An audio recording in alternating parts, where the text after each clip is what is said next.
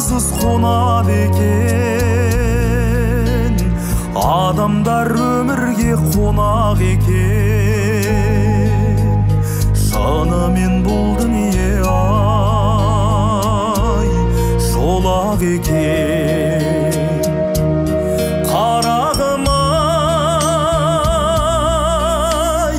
еліктер осылай жосады екен, жолынан сені күн тосады екен.